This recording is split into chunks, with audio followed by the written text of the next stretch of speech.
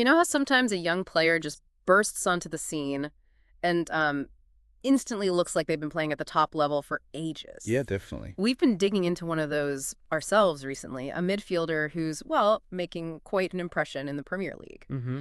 And speaking of digging in, if you enjoy this kind of in-depth analysis we do here at TFA, you can find loads more over at totalfootballanalysis.com. That's right. Plus, for our listeners who subscribe, there's a pretty good deal, 30% off your TFA subscription. Just use the coupon code TFAPOD at checkout. That's TFAPOD. Absolutely. And the focus of our deep dive today is exactly that player who's caught our eye, Adam Wharton of Crystal Palace. We've put together a detailed scout report, a full player analysis here at TFA to really get under the skin of his impact. Right. He only arrived at Palace in January 2024, didn't he? And it's fair to say, under Oliver Glasner, the team's form has definitely picked up, and, well, Warden seems to be a key part of that shift. It's been pretty striking how quickly he's adapted. And the talk around his potential is just growing and growing, isn't it? Yeah, it really is. Those reported transfer fees you hear, figures like 100 million being thrown around, that certainly grabs your attention. It does indeed. So what we wanted to do today was kind of look beyond the hype a bit, really understand what makes Wharton tick. What's his role in this Palace side? What are his key strengths? Where could he maybe still develop?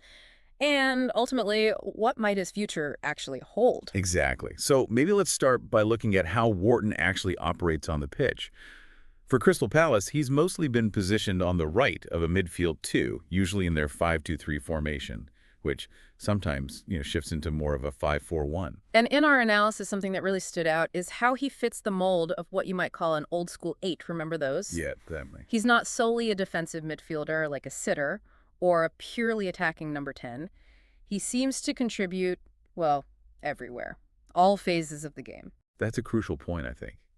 He definitely has this front-footed, forward-thinking mindset, and he brings a lot of energy, a great work ethic to the team that comes through really clearly in our analysis. It's that combination, isn't it? We noted it down as a combination of out-of-possession tenacity and on-the-ball elegance. That kind of sums it up.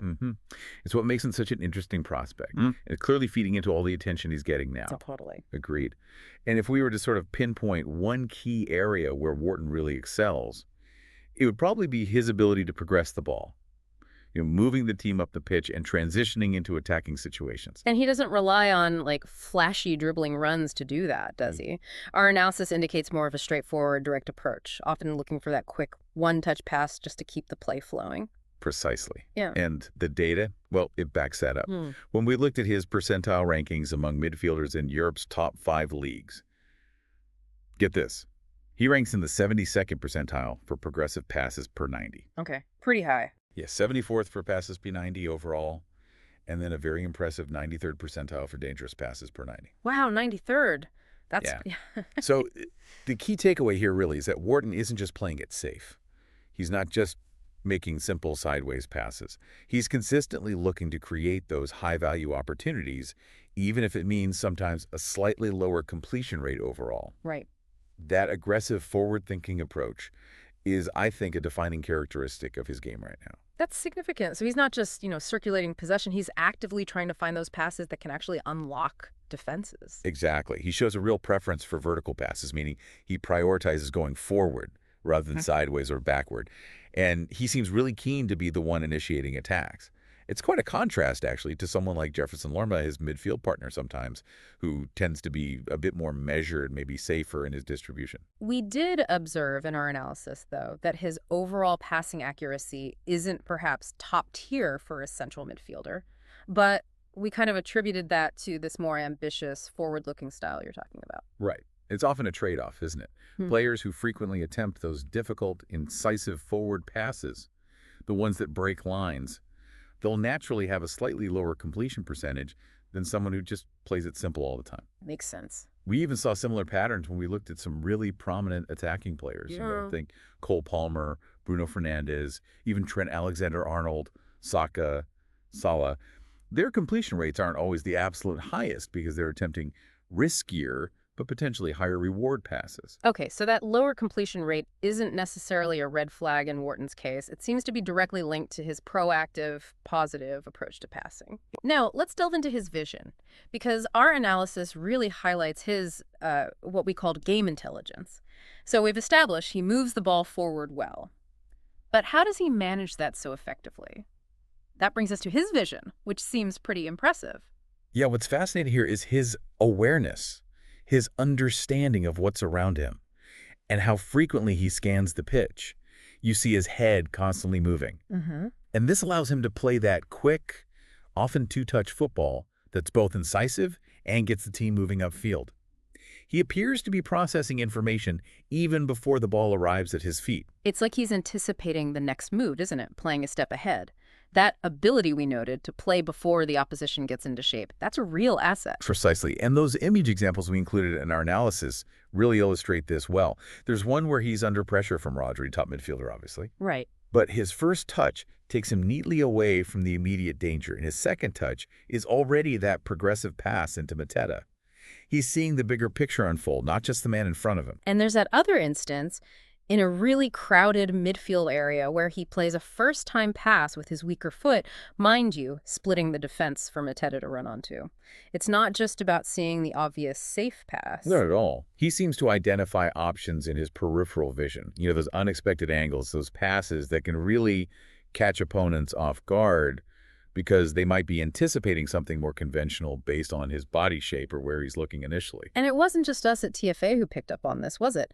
Gareth Southgate himself, the England manager, commented that Wharton sees the picture early. That's quite telling, coming from him. Very telling. And there was that situation against Manchester City, I think it was, where he spots Antonee Robinson making a run, even though he's initially facing the other way. That early awareness draws Grealish out, creates space. It's really intelligent play. Exactly. His ability to anticipate and recognize those opportunities before they fully materialize is a key aspect of that game intelligence we talked about.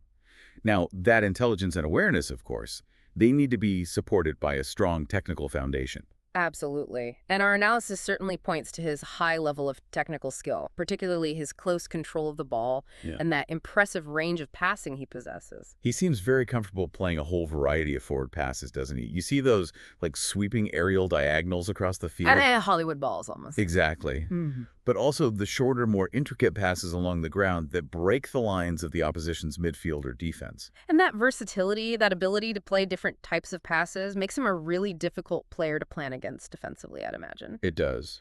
Opponents can't just focus on taking away one type of pass because he clearly has multiple options in his locker. It allows him and Palace to adapt to different game situations. Exactly. And we also noted his quick thinking in the analysis. Even if his first intended passing lane is blocked, he seems to have the awareness and, crucially, the technical ability to quickly identify and execute an alternative pass. He doesn't panic.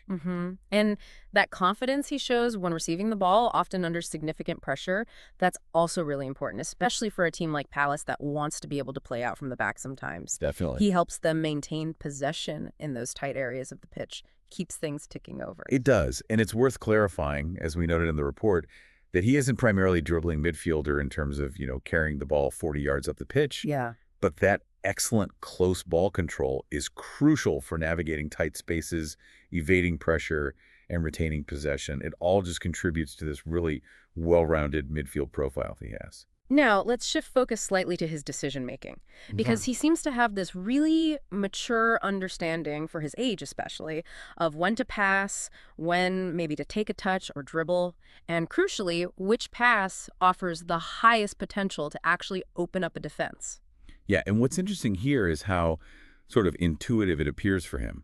Oliver Glasner was clearly impressed, wasn't he?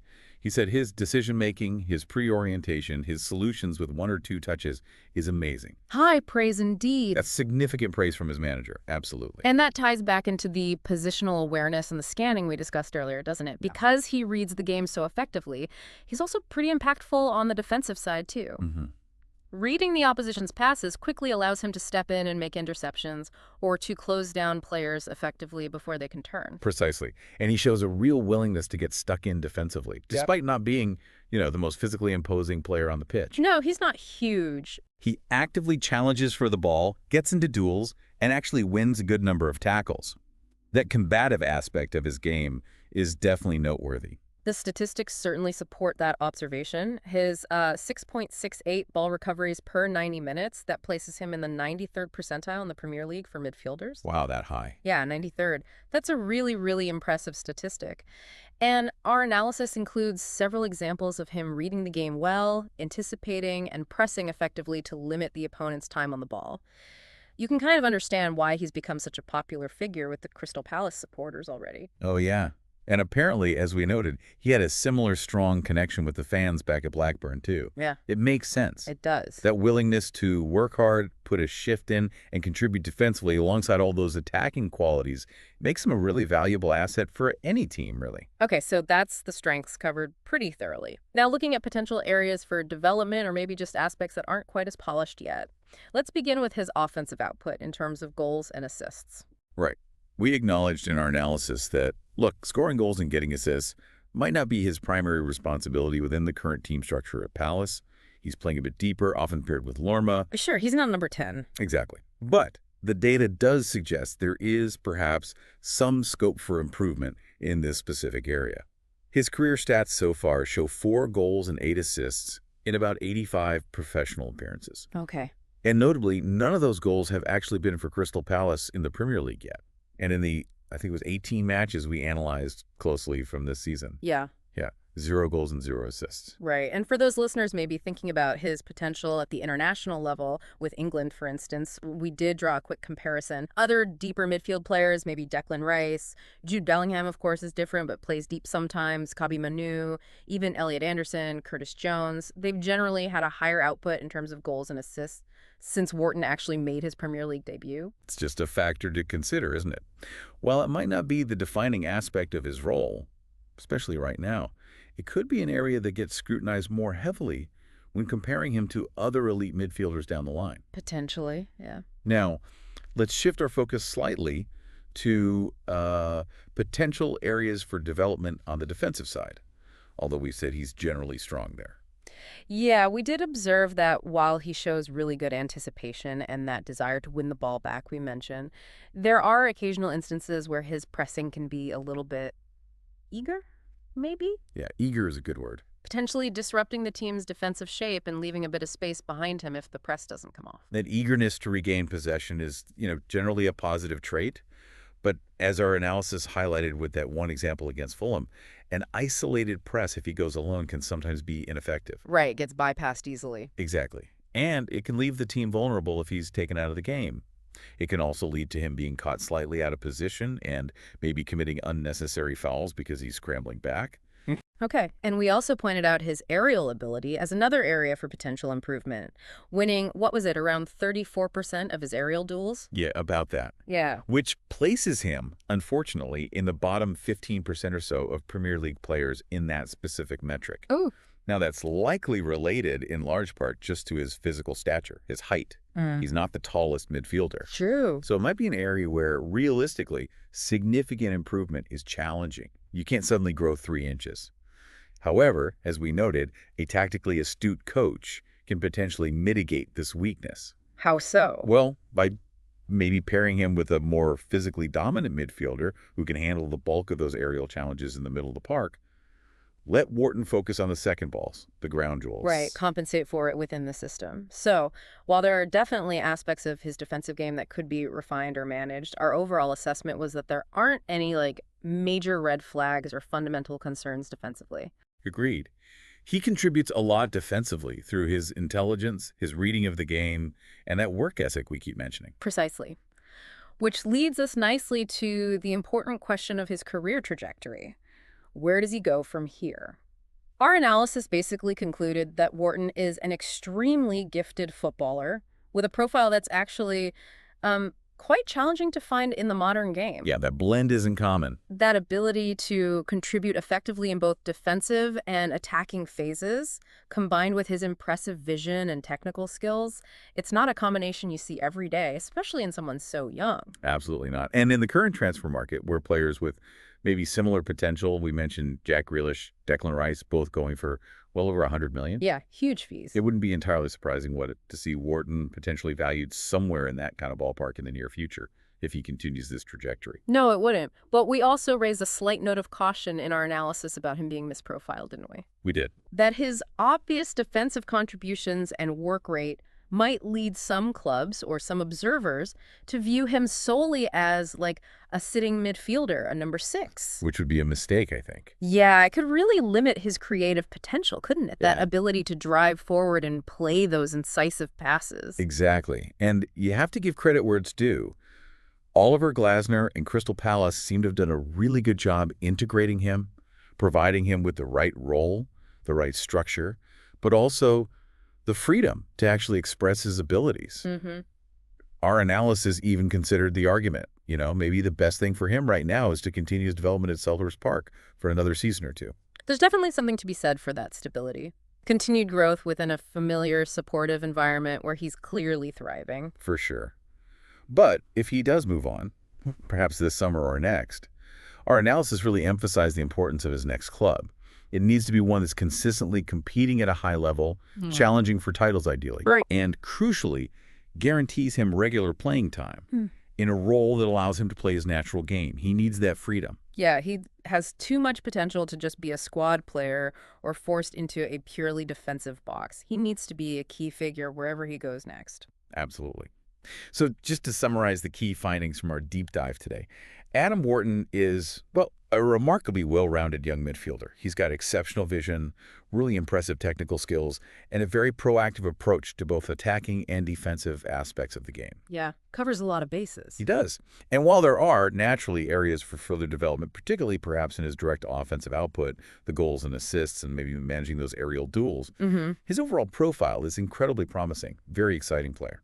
Definitely. And that brings us neatly to our final thought for you, the listener. Considering Adam Wharton's really rapid progress, his unique skill set that we've discussed, what kind of tactical setup, maybe at one of those top clubs, would best unlock his full potential? And looking further ahead, could we potentially be looking at a player who has the raw materials to become maybe a truly defining midfielder of his generation? It's certainly something interesting to consider.